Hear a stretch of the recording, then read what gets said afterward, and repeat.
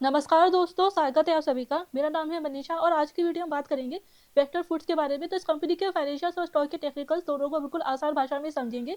तो वीडियो में अंत तक रहिएगा ताकि आपसे कोई भी जानकारी मिस ना हो इस स्टॉक से रिलेटेड। तो शुरुआत करते हैं चार्ट पैटर्न से। तो इस स्टॉक को लेकर कमेंट था अनिल जी का। आपने 1347 रुपये के पैसे बाई किया हुआ है। 1 साल से ज़्यादा का आपको टाइम हो गया है, यानी कि आपने समथिंग यहाँ पे बाई किया होगा इस स्टॉक को। तो यहाँ से स्टॉक में थोड़ा करेक्शन था, उसके बाद में अच्छी रिकवरी दे चुका है स्टॉक, अच्छी खासी रिटर्न भी दे चुका है, वहाँ से वापस करेक्शन है। तो ये करेक्शन जब शुरू हुआ था तो ये मार्केट करेक्शन के साथ में शुरू हुआ था, उसके बाद में थोड़ी रिकवरी थी स्टॉक ने। तो यहाँ पे आई थिंक आपको निकल जाना चाहिए था, जब आपके ये स्टॉक ने आपको एक मौका दिया था अच्छे खासे रिटर्न दोबारा से देने का। और फिर वहाँ से अभी दोबारा करेक्शन हो गया है, जो कि अभी 1500 पे स्टॉक आ चुका है। और मुझे लगता है यहाँ से थोड़ा और करेक्शन हो सकता है, जिस तरीके की कमेंट्री हमें मैनेजमेंट से देखने को मिल रही है और जैसे अभी रिजल्ट रहे हैं। तो जब Q2 रिजल्ट खराब आए थे, उससे पहले के रिजल्ट भी थोड़े अच्छे नहीं आए थे, तो आपको यहाँ पे निकल जाना चाहिए था अगर शॉर्ट टर्म की तरफ से स्टॉक को। एंड दोबारा बाय कर सकते थे एक अच्छे लेवल पे जब स्टॉक में करेक्शन होता है। तो Q2 रिजल्ट के बाद भी करेक्शन हुआ था और वहाँ से अभी वापस करेक्शन चालू है। तो करेक्शन क्यों हुआ है तो उसके रीज़न के आगे बात करेंगे। अभी पहले लेवल्स की बात करते हैं। तो फर्स्ट लेवल तो हमारा जो रहेगा वो यहाँ पे है 1491 का, जहाँ पे अगर स्टॉक वीकली कैंडल पे नीचे क्लोज करेगा, देन आगे जो इसका सपोर्ट रहेगा तो 1316 पे सपोर्ट रहेगा। और उसके बाद जो सपोर्ट रहेगा वो काफ़ी नीचे बन सकता है हमारा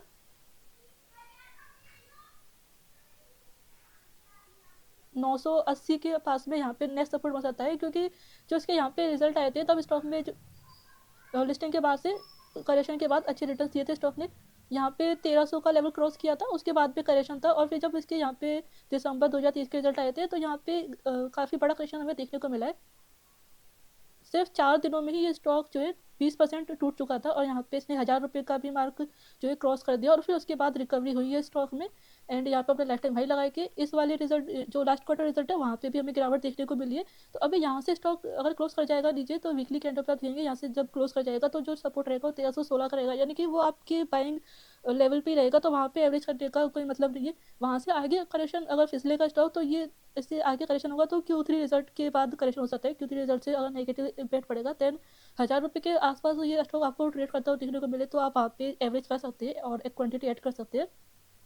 एंड क्यों करेक्शन हुआ है, क्योंकि इस क्वार्टर रिजल्ट्स में 14% का मार्जिन रहा है, जो कि 2% मार्जिन कम हुआ है। सेल्स ग्रोथ अभी कुछ क्वार्टर्स में ज़्यादा अच्छी देखने को नहीं मिल रही है। पहले इसकी सेल्स ग्रोथ 40% के थी पास में थी, अभी 19% रही इस क्वार्टर में। सेल्स ग्रोथ अच्छी थी, तो सेल्स क्यों अच्छी रही वो भी आगे डिस्कस करते हैं। तो आगे इसमें जो भी प्राइस एक्शन बनेगा वो Q3 रिजल्ट पे बहुत ज़्यादा डिपेंड करेगा। अभी के लिए यहाँ पे हमें इस लेवल पे स्टॉक थोड़ा कंसीडर करता हुआ दिख रहा है। बट एक दो दिन की तेज़ी से हम ये नहीं कह सकते कि अभी रिवर्सल आ जाएगा। मार्केट बहुत अनसर्टेन है, अभी गिरता है फिर उठता है फिर गिर जाता है मार्केट। तो यहाँ पे अभी फिसल सकता है स्टॉक और 1316 पे आ सकता है। और वहाँ तक जब स्टॉक जाएगा तो Q3 रिजल्ट आ जाएगी। अगर Q3 रिजल्ट हमें इंप्रूवमेंट देखने को मिलती है, जो कि एक्सपेक्टेड तो नहीं है कि ज़्यादा इंप्रूवमेंट होगी कुछ, अगर वहाँ पे Q3 रिजल्ट में नेगेटिविटी देखने को मिलती है तो स्टॉक यहाँ से नीचे जाएगा और तब आप इसके नीचे जो है इस स्टॉक को एवरेज कर सकते हैं। अब फाइनेंशियल्स की बात करते हैं। तो स्मॉल कैप कंपनी है, 9215 करोड़ का मार्केट कैप है, PE 64 का है, बुक वैल्यू 8 की है। तो बुक वैल्यू ज़्यादा है बिकॉज FMCG कंपनी है, तो एसेट लाइट मॉडल है, इसलिए बुक वैल्यू ज़्यादा है। एंड रिटर्न अच्छे रहते हैं FMCG कंपनीज के, 25% का रिटर्न है इसका। और ROC है और ROE 23% का है। एंड जब कंपनी धीरे धीरे ग्रो करने लगेगी, एक लार्ज कैप अगर ये कंपनी बन जाएगी, तो इनका जो ROC है वो और अच्छा हो जाएगा।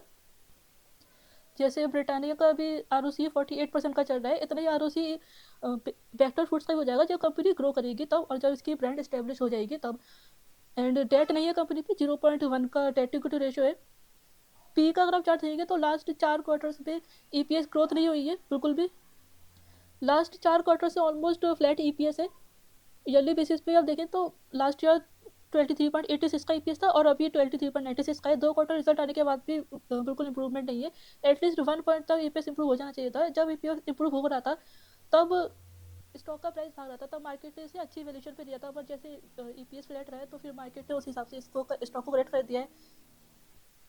एंड अगर आगे भी EPS फ्लैट रहता है तो करंट EPS जो चल रहा है उस हिसाब से अगर 1000 रुपये के प्राइस पे भी पहुंचेगा स्टॉक तो वो 41 का PE बनेगा हमारा, जो कि हो सकता है कि 1000 रुपये तक चला जाए अगर EPS फ्लैट रहेगा। तो अगर EPS इंप्रूवमेंट होगी तो हो सकता है कि 1000 रुपये तक ना जाए।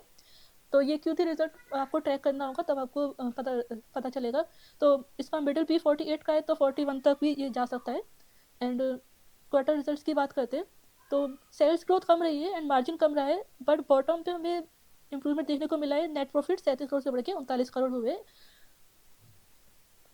वहीं अगर हम ब्रिटानिया की बात करते हैं तो ये एक लार्ज कैप कंपनी है। तो लार्ज कैप कंपनी जो है पहले से ग्रो हो चुकी है ये कंपनी काफ़ी ज़्यादा। अब जो इनका बिजनेस पहले से सेटल है उसी से आगे धीरे धीरे ग्रो कर रहे हैं। तो इनके तो सेल्स बहुत ज़्यादा कम है, इनके लिए स्कोप भी कम है थोड़ा ग्रो करने का। और मार्केट अभी FMCG मार्केट में भी थोड़ी स्लो डाउन है इंडिया में, और ईयरली बेसिस पे भी इनकी जो सेल्स है वो सेल्स ग्रोथ कम है।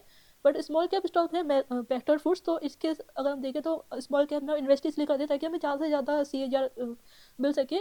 और अगर सेफ हमें चाहिए अपना इन्वेस्टमेंट तो हम लार्ज कैप स्टॉक लग जाते हैं। बट वेक्टर फूड्स में भी अभी के लिए स्लो डाउन देखने को मिल रहा है, तो ये थोड़ा कंसर्न की बात है।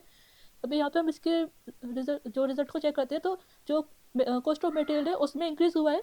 अभी जो इन्फ्लेशन इंडेक्स भी आया था तो इस वजह से भी स्टॉक में करेक्शन है। अभी इन्फ्लेशन इंडेक्स जो आया था तो इन्फ्लेशन जो है RBI की गाइडेंस से ज़्यादा हो गई है इस बार। और जो रॉ मटेरियल पे ज़्यादा डिपेंड करते हैं FMCG stocks, because asset light model होता है, तो जो रॉ मटेरियल्स की कॉस्ट इनकी सबसे ज़्यादा कॉस्ट रहती है वहाँ पे अभी इंक्रीज़ होने की वजह से थोड़ा प्रेशर देखने को मिल रहा है मार्जिन पे। रेवेन्यू 19% इंक्रीज़ हुआ है, रॉ मटेरियल कॉस्ट हुई है 21% इंक्रीज। और जो दूसरा सबसे बड़ा एक्सपेंस है वो अदर एक्सपेंसेस में, जो कि 74 करोड़ से बढ़ के 98 करोड़ हुआ है, यानी कि 31% का इंक्रीज़ है यहाँ पे। तो सबसे बड़ा और बाकी जो एक्सपेंसेस है वो छोटे मोटे एक्सपेंसेस है, तो सबसे ज़्यादा अदर एक्सपेंसेस में इंक्रीज़ हुआ है, जो कि मैनेजमेंट का ये इसलिए हुआ है क्योंकि इनका जो एक्सपोर्ट से कंट्रीब्यूशन है वो इस क्वार्टर में थोड़ा ज़्यादा रहा था, काफ़ी ज़्यादा रहता है एक्चुअली।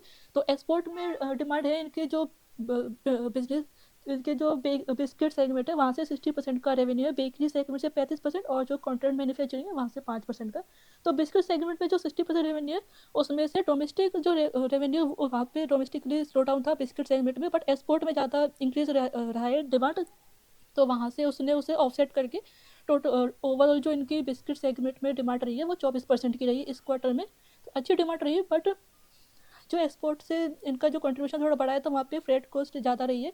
वो क्यों रही है, क्योंकि जो वॉर के कारण जब रशिया यूक्रेन की वॉर हो रही थी तो उस टाइम पे भी इनके थोड़े वहाँ पे एक्सपेंसेस बढ़ गए थे 2022 में, और तो फ्रेट कॉस्ट ज़्यादा रही है। बट उस यहाँ पे अगर हम देखें तो जो अदर एक्सपेंसेस है वो ज़्यादा रहे, बट कंपनी ने क्या किया है कि प्राइस हाइक भी कर दी है, तो यहाँ पे हमें रेवेन्यू ग्रोथ देखने को मिली। तो टॉप लाइन पे जो है जो इनके फ्रेट कॉस्ट की वजह से जो इंक्रीज हुआ है एक्सपेंसेस में उसको कस्टमर्स तक पास आउट करती है, इसलिए बॉटम पे हमें इतना इम्पैक्ट नहीं देखने को मिला। ऑपरेटिव प्रॉफिट देखिए तो 65 करोड़ से 5 करोड़ बढ़ ही गया है इस क्वार्टर में।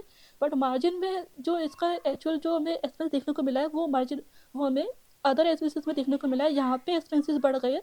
तो और दूसरी बात क्या है कि कंपनी आगे आगे भी प्राइस हाइक करने वाली है, डोमेस्टिकली भी प्राइस हाइक करेगी, एक्सपोर्ट में तो कर दिया प्राइस हाइक, तो वहाँ पे उसने ऑफसेट कर दिया, तो थोड़ा हमें ठीक ठाक इस बार के जो है रिजल्ट देखने को मिले। बट डोमेस्टिकली डिमांड कम है ऑलरेडी, FMCG सेक्टर अच्छा परफॉर्म नहीं कर रहा है, और इन्फ्लेशन पे जिससे कंपनी के लिए रॉ मटेरियल की कॉस्ट बढ़ती है तो साथ में लोगों के लिए भी इन्फ्लेशन बढ़ती है, उनके लिए भी उनकी भी परचेसिंग पावर थोड़ी अभी कम है। तो FMCG सेक्टर अच्छा परफॉर्म कर नहीं रहा है, तो यहाँ पे अभी प्राइस हाइक भी करने वाले जो कंपनी है, तो इनका जो बेकरी सेगमेंट से रेवेन्यू है 35% का, वहाँ पे प्राइस हाइक कर चुके हैं।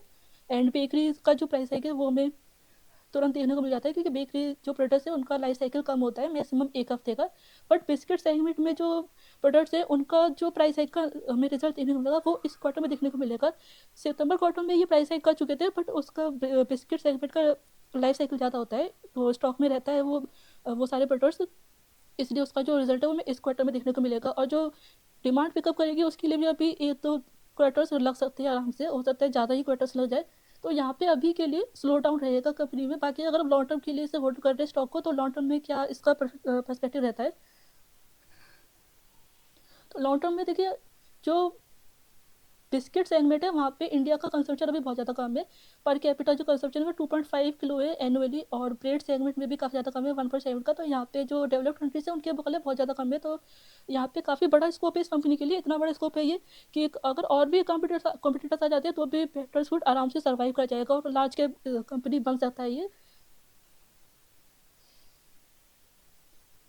एंड यहाँ पे जो ब्रेड्स एंड बन सेगमेंट है, यहाँ पे mid premium and premium plus segment जो है वो 16% के रेट से ग्रो करेगा 2029 तक, और जो मास इकोनॉमी सेगमेंट है यानी जो एफोर्डेबल सेगमेंट है वो 9% से ग्रो करेगा। तो ब्रिटानिया जो है वो इकोनॉमी सेगमेंट में ज़्यादा वर्क करती है, और जो बेक्टर्स फूड है वो प्रीमियम सेगमेंट में ज़्यादा वर्क करती है। तो यहाँ पे बेक्टर्स फूड के लिए एक अच्छी अपॉर्चुनिटी है कि इनकी ग्रोथ रेट ज़्यादा रहेगी। एंड साथ में कंपनी ने कुछ नए प्रोडक्ट्स भी लॉन्च किए हैं, जैसे फ्रोजन डेजर्ट्स, जो कि hotel, restaurant and catering services में ये अपना सेल आउट करेंगे। तो वहाँ से भी इनको जो रेवेन्यू है अच्छा वहाँ पे रेवेन्यू मिल सकता है आगे। तो ये सारी चीज़ें हैं लॉन्ग टर्म के लिए बहुत ही अच्छा स्टॉक है, पर शॉर्ट टर्म में अभी टाइम लगेगा ग्रोथ पिकअप करने के लिए। जो मैनेजमेंट ने मार्जिन गाइडेंस दी है वो उन्होंने बोला है कि लॉन्ग टर्म में 14 से 15% का मार्जिन रहेगा। तो ये लॉन्ग टर्म के लिए बोल रहा है, और शॉर्ट टर्म में और भी कम हो सकता है, क्योंकि लॉन्ग टर्म में अगर आप 14 से 15% का मार्जिन दे रहे हैं, जो कि पहले ही 15% तो 2024 में दे दिया था मार्जिन, बट अब लॉन्ग टर्म में कह रहे थे, यानी कि शॉर्ट टर्म में कम रहने वाला है ऑब्वियसली। और शॉर्ट टर्म में कितना कम रहेगा ये आगे पता चलेगा, हो सकता है 12-13% भी हो या 10% के आसपास हो, है ना। तो थोड़ा कम यहाँ पे मार्जिन रहेगा, और डिमांड प्रेशर पहले से ही है तो प्राइस हाइक करेंगे डोमेस्टिकली, तो डोमेस्टिकली डिमांड भी कम है, फिर प्राइस भी हाइक करेंगे, क्योंकि मार्जिन मेंटेन करके चलना है। जितनी जो इन्फ्लेशन कॉस्ट हमें इनको रॉ मटेरियल कॉस्ट देनी पड़ती है, तो उसके लिए मार्जिन इंप्रूव करने के लिए प्राइस हाइक करेंगे, तो वहाँ पे डिमांड भी कम हो सकती है। तो ओवरऑल जो है वो फ़र्क पड़ेगा कंपनी के स्टॉक पे, और ईयरली बेसिस पे आप देखेंगे तो अच्छी ग्रोथ है।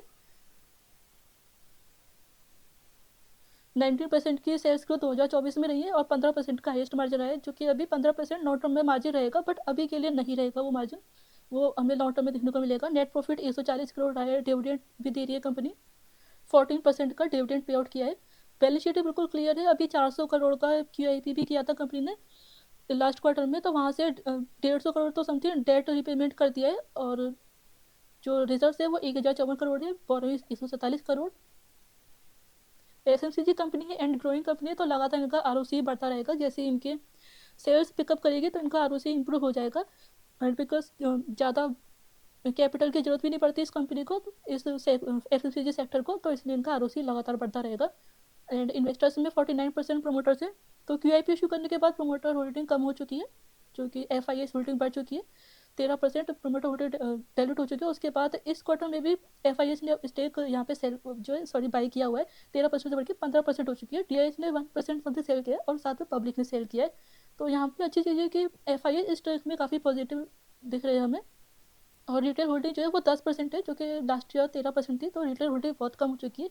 लॉन्ग टर्म के लिए बहुत ही ज़्यादा अच्छा स्टॉक है, बट शॉर्ट टर्म में अभी मार्जिन प्रेशर देखने को मिलेगा। लॉन्ग टर्म में ये कंपनी जो है लार्ज कैप FMCG जरूर बन सकती है। शॉर्ट टर्म में अगर EPS ज़्यादा ग्रो नहीं किया तो फिर ये स्टॉक में और करेक्शन हो सकता है, और 1000 रुपये के आसपास मिल सकता है, जो कि सबसे बेस्ट लेवल रहेगा मेरे हिसाब से स्टॉक को बाय करने के लिए। सो इस वीडियो में बस इतना ही। आई होप कि वीडियो आपको अच्छा लगा होगा। अगर वीडियो अच्छा लगा है तो वीडियो को लाइक कर दीजिए, और चैनल पर नए हैं तो चैनल को सब्सक्राइब कर दीजिए। और कोई क्वेश्चन या किस और स्टॉक पर वीडियो चाहिए तो कमेंट कर दीजिए, आपको रिप्लाई जरूर मिलेगा। थैंक यू फॉर वॉचिंग, मिलते हैं नेक्स्ट वीडियो में।